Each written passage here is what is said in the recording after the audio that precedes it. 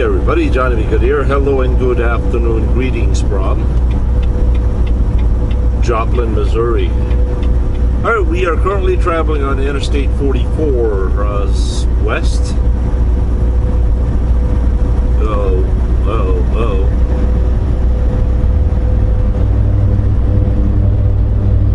I hope you got a green light here. Yeah, we got a green light. Scale is open too, but we got a bypass on a pre-pass. All right, once again, today it is Tuesday, July 23rd, 2019. The local time is 5:41. Temperature is 83 degrees. Grace and I are continuing our journey to Fort Worth, Texas, which is 367 miles by way of Big Cabin, Oklahoma, Pryor, Oklahoma, McAllister, all that good stuff. We are at mile marker 3, so that means we're 3 miles northeast of the Oklahoma state line. 2.4 actually. 2.2.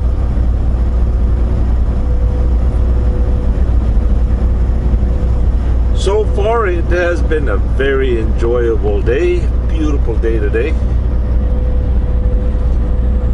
Get this. Earlier I told you that I was going to stop at the Blue Beacon back there in Cuba, Missouri. I was very, very convinced, before I came by it, I was very convinced that since it's a beautiful sunny day, surely the place would be jam-packed, right? So I said, nah, I don't want to waste my time going in there. As soon as I passed by it, there was absolutely no trucks. No truck at all. In fact, all the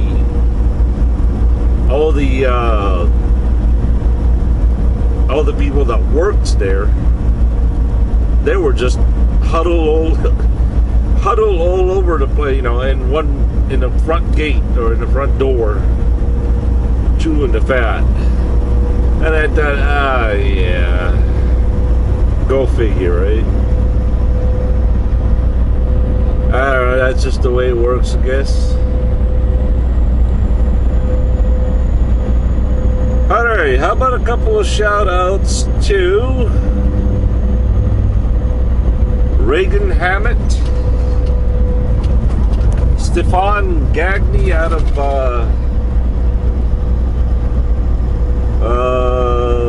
Canada, Pete 1570. Let's see. And to Selby Rochelio. Welcome to Oklahoma, everyone.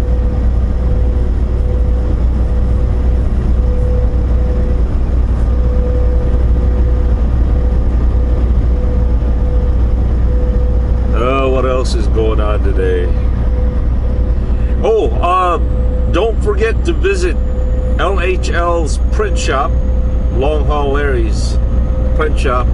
You can find the link of his website directly on the right there on the description below.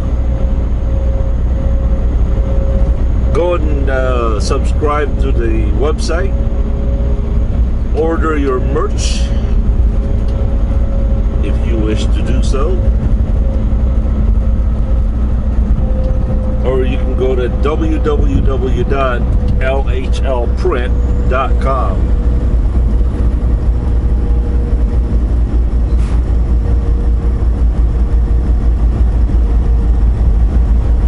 I don't know, for some odd reason, today I keep thinking about a childhood friend of mine who was also my neighbor back in the island. I think he was about a year older than I was. His name was Nestor Salon. I don't know. I don't know why he popped up in my mind.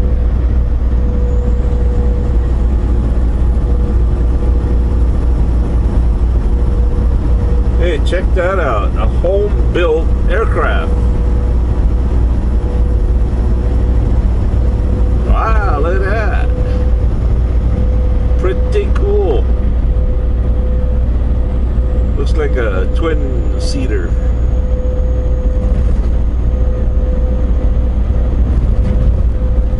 Anywho, yeah, Nestor was a native in the island. He was pure-blooded Filipino,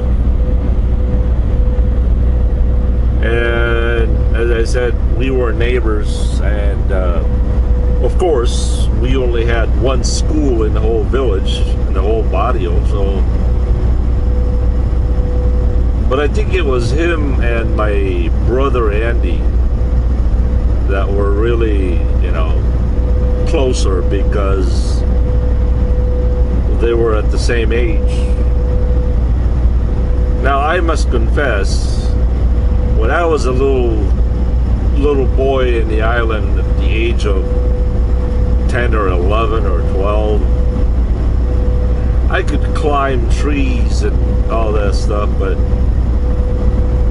I wasn't much of a coconut climber.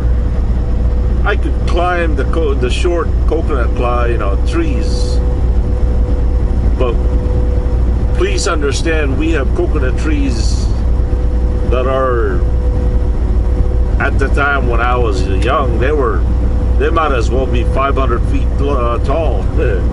They were very, very tall. They were one of the tallest trees in the Philippines. But Nestor could climb those trees like he was we call him coconut pilot. And he would always be the designated coconut pilot every time we wanted to eat young coconut meat. For those of you who don't understand, coconut, they produce coconut, meat and water. And the younger the coconut, the younger and softer and sweeter the meat is. But as they grow older, the coconut will turn hard and more thick. And you can do a lot with coconut. You can use them as coconut oil, coconut for cooking, all kinds of stuff. But as young kids, we were only interested in harvesting coconut, let's call it fruit, for the lack of a better word. We were only interested in harvesting coconut fruit, for young coconut fruit, for for eating. And we would put condensed milk. Some people would put orange soda, Nido, mix it all up a little bit, sugar, make it into like a dessert kind. We call it botong. The fruit is called botong. But if you mix it with crackers and milk and whatever, then we call it labok. Labok. So that was a very favorite thing to do. Until now, people still do that. And we would go up in the hills, and Nestor would harvest those, climb those for us. Me and my brother and my cousin, well, we had the means of, you know, Nestor was dirt poor. He lived off the land, didn't really have any income. They were natives, you know, native life. So my brother and I, my cousin, we would have the means of supplying the containers, the sugar, crackers, the milk, the needle. So that was a very nice arrangement that we had. And we would go out in the hills. We would climb mango trees, native fruits of all kinds. So Nestor was part of our gang, really. But the thing that stands out about Nestor is that he could take a rock bigger than his open hand, and he could throw that rock into the highest coconut tree, and he would hit this coconut and make those coconut fall off the tree. He would throw a rock at the coconut. For some reason, Nestor could throw a rock like nobody's business. I always thought that if Nestor was discovered somehow, some way, I think he would have been a really, really world-class baseball pitcher. I bet you he could throw a ball faster than anybody else. But at the time, we didn't know anything about baseball, or so.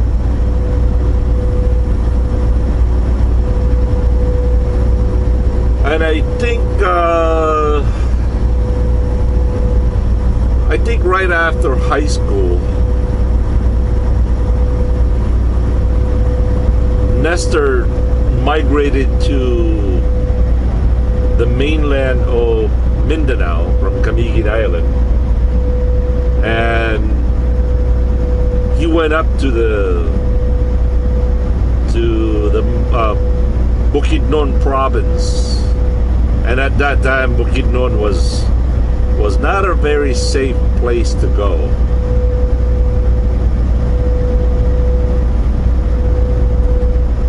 But he wanted to spread his wings, venture out there and explore the big life. And he befriended this native of Bukidnon. And I don't know why, but in the Philippines, among friends, it was somewhat of a customary to exchange shirts or t-shirts as a token of friendship, as a token of, I don't know, it's sense of, telling everybody you guys are really good friends. You would exchange shirts. And one night there was a public dance, and I think it was in the barrio of Claveria.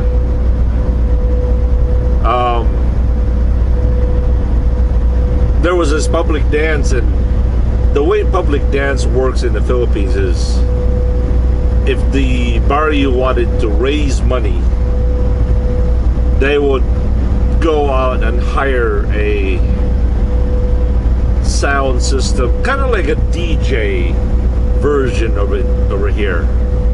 If you had a party, you would hire a DJ and sound system and all that.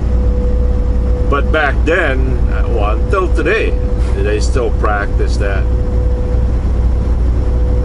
The only difference is there's no DJ really. They just play records and loud systems and a few decent disco lights, and they would hold it right there by an open basketball court, because oftentimes at that time, until today I guess, the only paid section of the barrio in the village is the basketball court plaza, and the basketball court plaza would serve as a multi-purpose. But in this case, they were trying to raise money, and so what happens then is they would invite the surrounding villages and barrios. They would invite the young ladies and the young girls, and of course the girls did not get paid. They were provided snacks, and they were, when the public dance, it's called baile, they were seated in a separate place, and then what the men would have to do is the men would have to buy a ticket, a ribbon, and saying that then if you didn't have a ribbon, then you couldn't dance. You couldn't dance with the girls. And that's how they made money. That's how they raised money, is the men would have to buy the tickets and the ribbons, and they would pin it on your shirt. And every time the music started, the men would come from a certain section, and they would rush to where the ladies and the girls were seated and pick out the ladies of their choice. Sometimes a fight would break out because, either the girl's boyfriend are jealous, or two guys wanted the same girl two guys would want to dance with the same girl, or and sometimes it can be funny, sometimes it can be bloody. But that was the customary public dance in my generation. I think they still do it today. It's a little bit more modern now, more different a little bit, But in this case, Nestor, for some reason, as I said, Nestor wanted. Now this was already dark. They already left the house. Now, naturally, before the public dance, a few days before the dance, there would be a public announcement of the neighboring barrios and places that there's a public dance at a certain night and day, and they would invite all the girls, and so that late afternoon, all the young men would go take a bath, clean up. They would bring out their once in a blue moon best clothing. It's kind of like in the old days where grandma only brought out the rare china when there's guests available, and so anyway, that's what the young men would do. They would go take a bath, clean up, put on their best Sunday clothes or dance clothes, and so that's what Nestor and his friend did. They had a couple of dance, And right in the middle of the while the dance was still going on, about an hour maybe later, they said, well, you know, I let's exchange t-shirts or clothing. So they did, as many people would do. It was customary to do that, not knowing that his friend made some enemies from, I don't know, the neighboring barrios. And earlier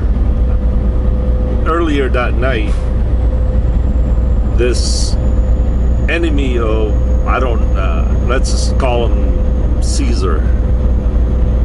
Caesar's enemy spotted him with the clothes that he was wearing. And the enemy remembered what kind of clothing he wore and what she, you know, and he wanted to kill Caesar.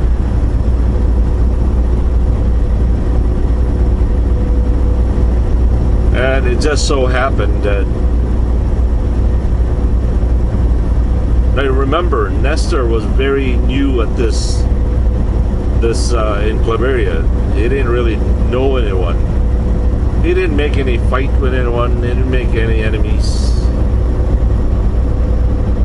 But the enemy of Caesar took a razor blade, one of those, the old style razor that barbershop uses,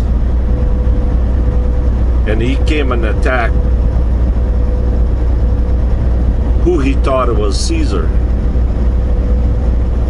and sliced Nestor's stomach open, spilling his guts out.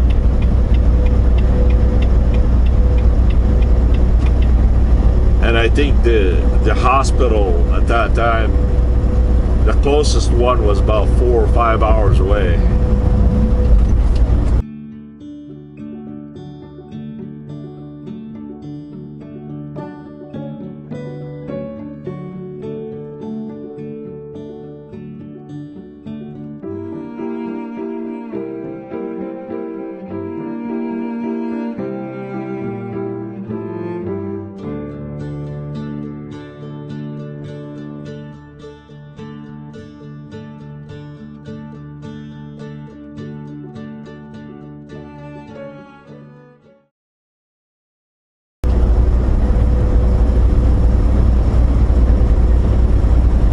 Obviously, Nestor never survived. You know, he didn't survive.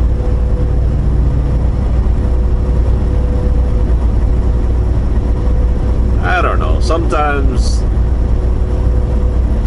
he just pops into my head and kind of remember the good times.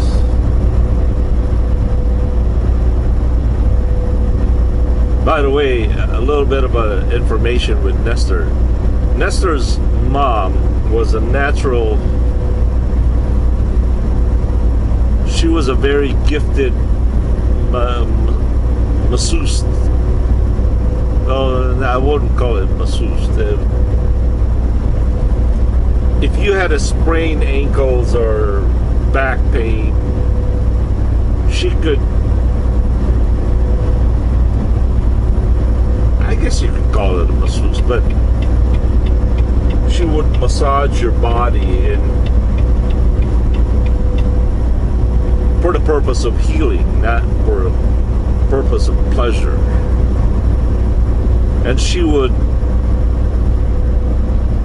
get the natural plants and herbs, and she would mix it up with coconut oil, and she was a very, very busy lady, especially to me and my brother, because we would always sprain our ankles or something going on. And she was very good at it, though. And so Nestor's family was very close to us. Man, I can remember. I can't remember how many times I even slept at their house and ate dinners at their house.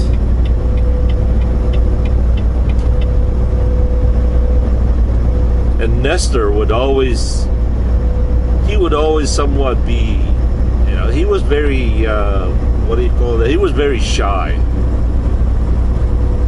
And he felt like, he felt very, very uncomfortable going into our house because he thought we were very filthy rich people. All the modern lights, running water, refrigerators, TVs.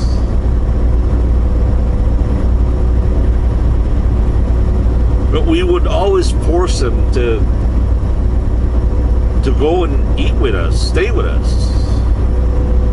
We would always try to make him feel comfortable and welcome him and all that stuff. As to many, many, many kids in the barrio.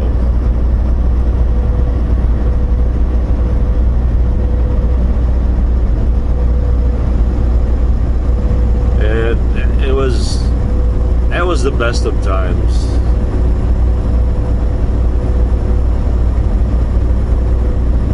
I always thought that I lived, both worlds, having a very wealthy father living in a very ordinary 50, 60 years behind village. No running waters, no plumbing, no electricity, except for our house.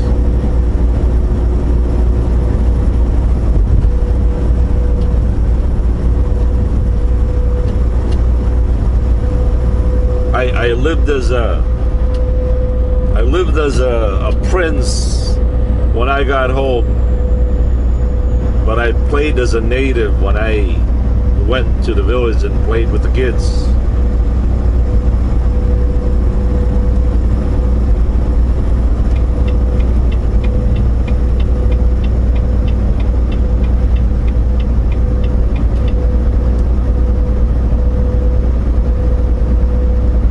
Yeah, sometimes he just pops in my head, kind of miss him. He's been dead since, gosh, at least early 1980s.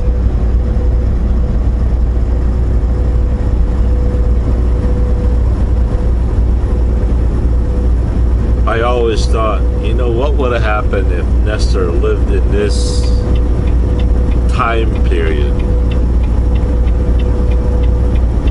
He could have been a world's class baseball player.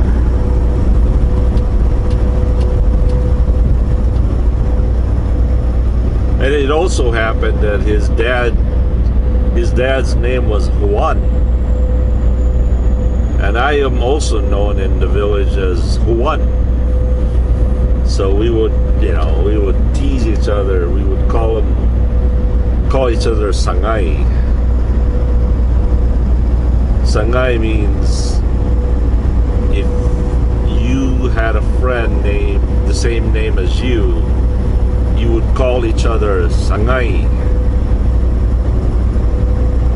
acknowledging that you guys have the same name.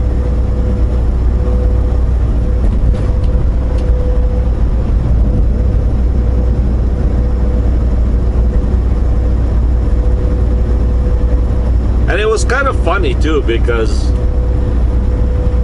we did not live in the middle of the village. We live in the outskirts of the village, which was part of the barrio but had a different name, kind of like Sheboygan and Sheboygan Falls, or it's the same city, but there's a distinction to kind of like the north side, the south side, the west side.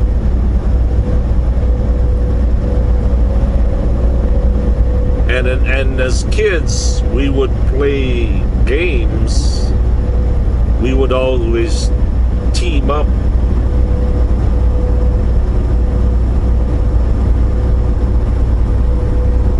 There was this one particular game. I don't know who came up with it, but we call it winner, winner, winner.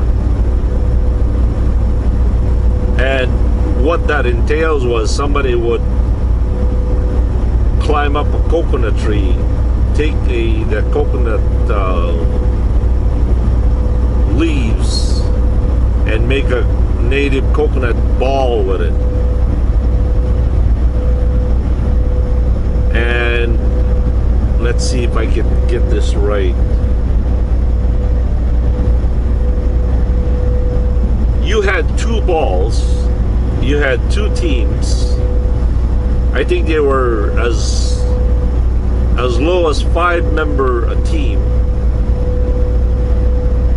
And then each side of the team would pretend that they had the ball on their hand underneath their shirt, between your shirt and your belly. Now you would, but there was only 2 balls. There were, one ball was on the other side. Each team had a ball always. And again, we would pretend we would have the ball. And then whoever gets hit with a ball is out. Until the last man standing, I guess. We would do all kinds of stuff with it. We would put small, tiny little rock inside because, coconut made ball is so light it won't fly. So we would put weights in it. And of course, the more weight you put in, the more painful it got.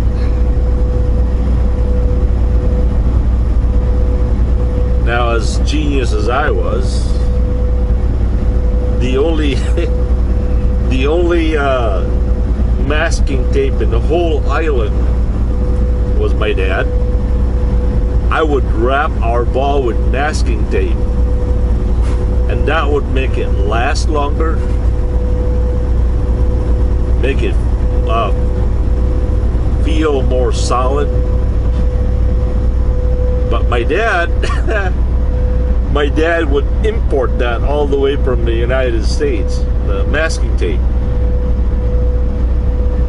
He always suspected, or he always scratched his head, why his masking tape always seems to not last that long. Little he didn't know that I keep using it.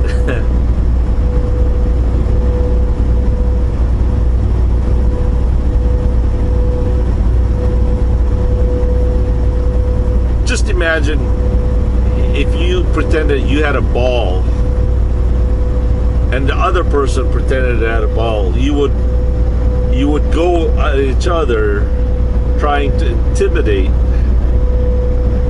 You didn't want to show your hand that you had the ball, because then nobody would come near you.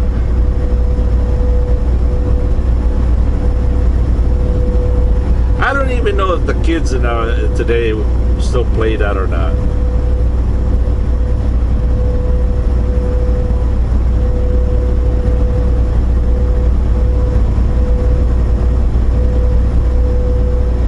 But yeah, the point of the story is nobody wanted to mess with Nestor when it comes to that game, because boy, if you got hit with his ball,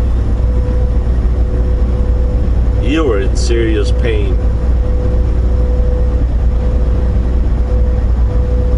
And that, my friend, is the story of Nestor Salon.